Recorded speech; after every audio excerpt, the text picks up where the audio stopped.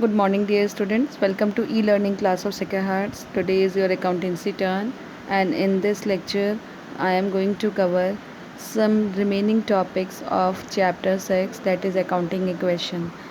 This is your lecture number 24 of accounting equation, and in this lecture, I am going to cover some topics of lecture chapter 6 accounting equation. These topics are meaning of debit and credit, rules of debit and credit. See, meaning of debit and credit. What is debit and credit? All accounts are divided into two parts. In your accountancy, the accounts are divided into two parts. One is debit side and other one is credit side. Debit side is written as DR. In abbreviation of, if you see, debit side is written as DR and credit side is written as CR. Debit side and credit side, there are two types in account. जब whenever we are preparing account, जब भी हम कोई account बनाते हैं तो उसमें दो साइड होती है. One is debit side, other one is credit side. Debit side को डी आर से रिप्रेजेंट करते हैं और क्रेडिट साइड को सी आर से रिप्रेजेंट करते हैं. सीधा फॉर्मेट, ये फॉर्मेट है बेटा. Debit D are on the right hand side, debit हो गया डी आर आपका, and on the left hand side credit हो गया सी आर आपका. और ये जो आपकी अमाउंट है, this one is the rupees, ये अमाउंट हो गई आपकी. फिर जो अमाउंट फिल करेंगे तो इस फॉर्मेट पे ही आपका पूरे अकाउंटिंग जो है इसी फॉर्मेट पे बेस्ड करती है. Debit D R and credit C. ठीक है बेटा. Now see rules of debit and credit. अब ये क्या रूल्स है, आप मैंने आपको बता दिया कि डेबिट और क्रेडिट दो तरीके, एक अकाउंटिंग के फॉर्मेट में दो साइड्स होती है. One is debit side, other one is credit side. अब डेबिट एंड क्रेडिट साइड में पोस्टिंग के क्या रूल्स है? There are some rules in for posting on debit and credit side of the account. The rules of debit and credit depends on the nature of the account. लेकिन debit और credit side में जो भी posting करते हैं depends on the nature of the account. For this purpose और the account are classified into the following 5 categories. और इसलिए हम सारे अकाउंट को फॉलोइंग 5 कैटेगरीज में देखो डिवाइड करते हैं. और it is known as American approach. और ये जो हम 5 कैटेगरीज में डिवाइड करते हैं रूल्स को, वो हमारा अमेरिकन अप्रोच है. तो ये जो rules in debit and credit जो हम डिवाइड करते हैं, the rules of debit and credit depends on the nature of the an account. For this purpose और the account are classified into the following 5 categories. Following 5 categories में divide होता है in the American approach. और ये आपका कौन सा approach है? अमेरिकन अप्रोच है. There are two types of approach. One is American approach, other one is traditional approach. Traditional approach को आप आगे पढ़ेंगे अदर चैप्टर्स में. अमेरिकन अप्रोच यहाँ पर एक्सप्लेन करा हुआ है. According to American approach accounts are divided into 5 types. 5 types के अकाउंट है. Number 1 asset account, number 2 liabilities account, number 3 capital account, number 4 revenue और income account, and number 5 losses और expenses account. According to American approach, accounts are divided into 5 types. 5 types में account divided हैं. asset account, liabilities account, capital account, revenue और income account, and losses और expenses account. और इन सब में post करने के वो अलग अलग हैं. See, asset account, where when there is an increase in the amount of an asset, such an increase is recorded on the debit side of the asset account. asset account में अगर कुछ भी increase होता है, अगर asset की कोई value increase हो रही है तो उसको debit side of asset account note करते हैं. अगर asset की value increase हो रही है तो it is recorded on the debit side of asset account, and if the value of asset decreases it will recorded on the credit side of asset account. asset account के जब आप format बनाएंगे तो increase in asset है. For example stock is increase by ₹40,000. Stock की value 40,000 से increase हो गई, it is increase in asset. तो उसको हम जो है नोट करेंगे on the debit side of asset account. Increase in stock, to increase in stock. Debit side में जो आइटम्स हम लिखते हैं वो 2 से डिनोट होते हैं, टू इंक्रीज इन स्टॉक. और डेबिट और क्रेडिट साइड में जो आइटम्स आते हैं वो बाई से डिनोट होते हैं, बाय डिक्रीज इन स्टॉक. ठीक है. और अगर स्टॉक की वैल्यू डिक्रीज़ हो रही है तो it will be on the credit side, यानी by side of asset account, by decrease in stock. Now see number 2, liability account. Liability account where there is an increase in the amount of liability. Liability account assets account से बिल्कुल opposite है. अगर amount of liability increase हो रही है, such an increase will be recorded on the credit side of the liability account. Increase in liability is recorded on the credit side of liability account. मैंने अभी format बताया आपको. Format के credit side में अगर liability increase हो रही है, it will be recorded on the credit side of liability account by increase in liability. And on the other hand, if there is a reduction in in the amount of liability, अगर liability की amount कम हो रही है तो it will be recorded on the debit side of liability account, तब उसको हम debit side of liability account में नोट कर देते हैं to increase in liability. Is it clear बेटा? जो फॉर्मेट अभी मैंने आपको बताया था उस फॉर्मेट के बेसिस पे डेबिट साइड में डिक्रीज इन लाइबिलिटी आता है और क्रेडिट साइड में इंक्रीज इन लाइबिलिटी आता है। अगर अमाउंट ऑफ लाइबिलिटी कम हो रही है तो वो आपके डेबिट साइड में नोट होगी ऑन द लाइबिलिटी अकाउंट, और अमाउंट ऑफ लाइबिलिटी अगर बढ़ रही है तो it will be recorded on credit side of liability account. For example creditors are increase by ₹40,000, creditors की वैल्यू 40,000 से इंक्रीज़ हुई है, तो वो जो लाइबिलिटी का फॉर्मेट बनाएंगे आप उस फॉर्मेट में बाई साइड नोट कर देंगे by increase in creditors 40,000। Is it clear beta?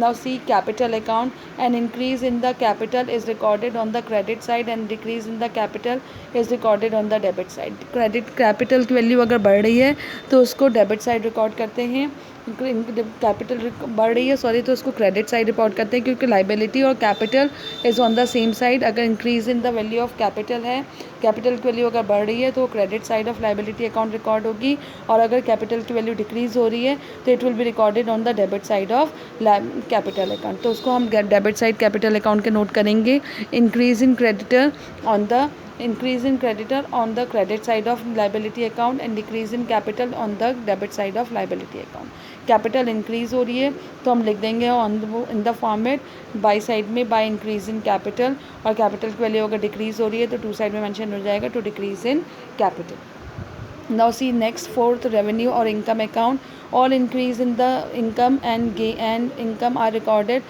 All increase in the income are recorded on the credit side of concerned income account as it leads to increase in the capital on the other end। क्या होता है जब कोई भी revenue अगर बढ़ती है, अगर इनकम बढ़ती है तो वो हमारी कैपिटल को इंक्रीज़ करती है। किसको इंक्रीज़ करती है? वो हमारी कैपिटल को इंक्रीज़ करती है, इसलिए उसको credit side of income account note करते हैं।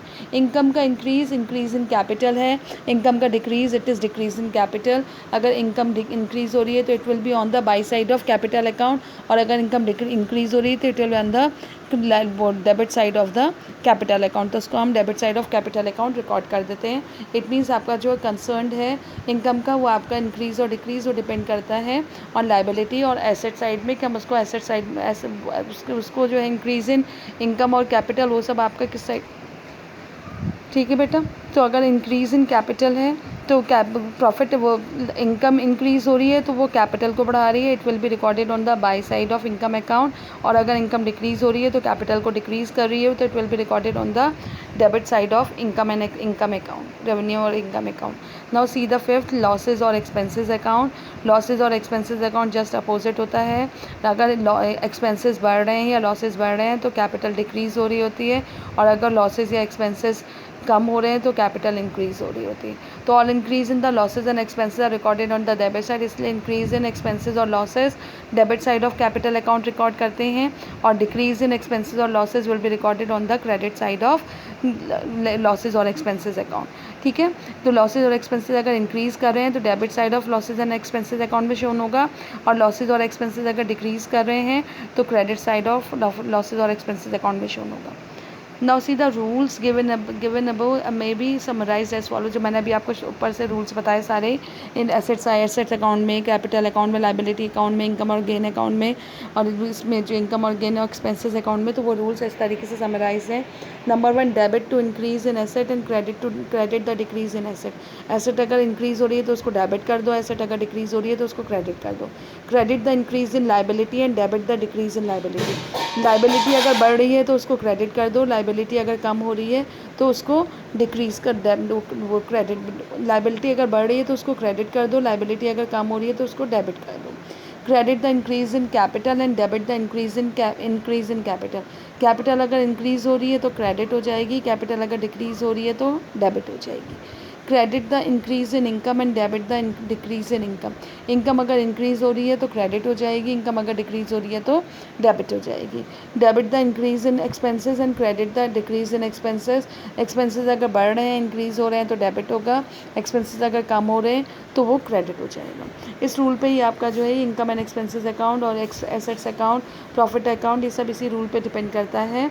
और ये रूल आपका समराइज्ड है उन सारे अकाउंट का, जो आप अकाउंट आपने अभी पीछे पढ़ा था उसका समराइज्ड है ये, इसी के ऊपर तुम्हारा सारा ये डिपेंड करता है। इट मीन्स अगर कोई भी एसेट्स एसेट्स और एक्सपेंसेस, इट मीन्स एसेट्स और एक्सपेंसेस कॉमन है, एसेट्स बढ़ रही है, एक्सपेंसेस बढ़ रहे हैं तो डेबिट साइड में पोस्ट होते हैं, और एसेट्स कम हो रही है, एक्सपेंसेस कम हो रहे हैं तो वो क्रेडिट साइड में पोस्ट होते हैं। ठीक है, तो सेम एसेट्स और एक्सपेंसेस का एक ही अकाउंट है। देखो ये मैंने इसमें आपको बता रखा है, एसेट्स और expenses account, record increase in these assets on the debit on this side, debit side में इंक्रीज इन एसेट्स और एक्सपेंसेस नोट हो रहे हैं, क्रेडिट साइड में डिक्रीज इन एक्सपेंसेस और एसेट्स नोट होते हैं।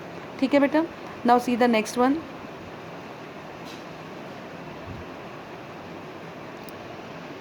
ये नेक्स्ट आपका कुछ एग्जाम्पल हैं जो मैंने आपकी बुक के एक्सप्लेन करे हुए हैं। इस एग्जाम्पल में आपको समझ में आ जाएगा मैं कहाँ पे क्या रिकॉर्ड करना है।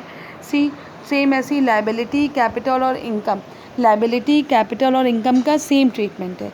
लाइबिलिटी इंक्रीज़ हो रही है, कैपिटल इंक्रीज़ हो रही है और इनकम इंक्रीज़ हो रही है तो वो क्रेडिट साइड में रिकॉर्ड होती है।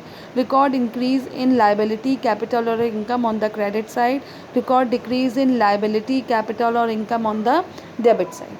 ठीक है, see illustration number 15, on which side will the increase in the following account be recorded, also mention the nature of account. Cash, cash को कहाँ रिकॉर्ड करेंगे आप, कैश आपका क्या हो गया, कैश हो गया एसेट, और कैश अगर आपका इसमें बोला है साहब कि इंक्रीज़ को रिकॉर्ड करना, इंक्रीज़ इन कैश हो गया, इट इज़ एन एसेट।